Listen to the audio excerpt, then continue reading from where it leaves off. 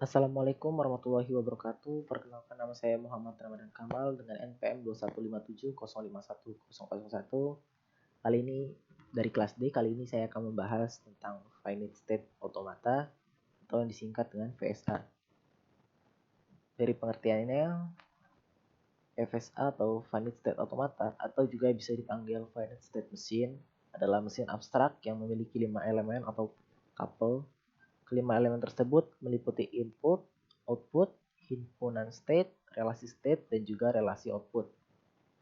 FSA berupa sistem model matematika dengan masukan dan keluaran diskrit yang dapat mengenali bahasa paling sederhana, yaitu bahasa reguler, dan dapat diimplementasikan secara nyata. Sini ada tuple-nya. Finite state dinyatakan oleh 5 pasang tuple.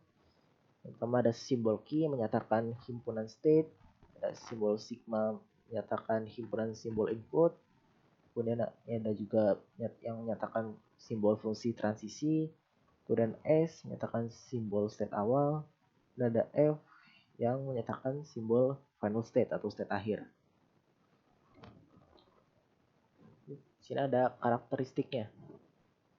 Setiap finite automata memiliki keadaan dan transisi yang terbatas. Kemudian transisi dari satu keadaan ke keadaan yang lain dapat bersifat deterministik atau non-deterministik. Setiap finite automata memiliki keadaan awal atau initial state. Kemudian finite automata dapat memiliki lebih dari satu final state. Jika setelah pemrosesan seluruh string, keadaan akhirnya dicapai, akhirnya automata tersebut menerima string tersebut.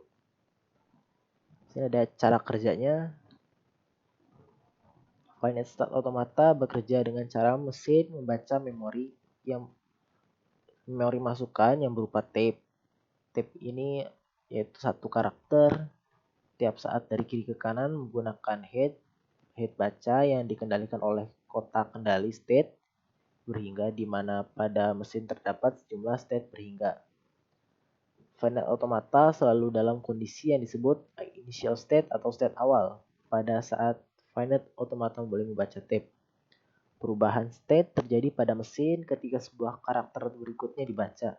Ketika head telah sampai pada akhir tape dan kondisi yang ditemui adalah state akhir, maka string yang terdapat pada tape dikatakan diterima finite automata. String-string merupakan milik bahasa bila diterima finite automata bahasa tersebut.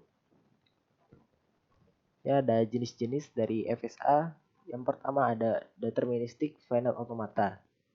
Dalam deterministic finite automata, karakter input tertentu, mesin hanya dapat menuju satu state dan fungsi transisi dipakai pada setiap state untuk setiap simbol input. Selain itu pada DFA, perpindahan state null atau epsilon tidak diperbolehkan. Artinya DFA tidak dapat mengubah state tanpa karakter input sama sekali. Sebagai contoh berikut adalah DFA yang menerima input 0 dan 1 yang menerima semua string yang diakhiri dengan 0. Fungsi transisinya didefinisikan key dikali inputnya akan menghasilkan key. Kemudian satu hal penting, di sini ada contoh gambarnya juga dari DFA. Tidak ada pesan bahwa satu hal penting yang perlu diperhatikan pada jenis DFA adalah terdapat banyak kemungkinan pada sebuah pola. Namun secara umum, DFA dengan jumlah state minimum cenderung lebih baik. Jadi untuk DFA ini semakin sedikit jumlah state-nya maka akan lebih baik. Kemudian yang kedua ada non-deterministic finite automata atau disingkat NFA. Dalam NFA diperbolehkan terjadi perpindahan nol. Yang tadi kalau DFA ini nggak boleh perpindahan nol, sedangkan yang NFA ini diperbolehkan nol atau epsilon. Yang berarti NFA ini dapat berpindah ke step berikutnya tanpa membaca simbol input.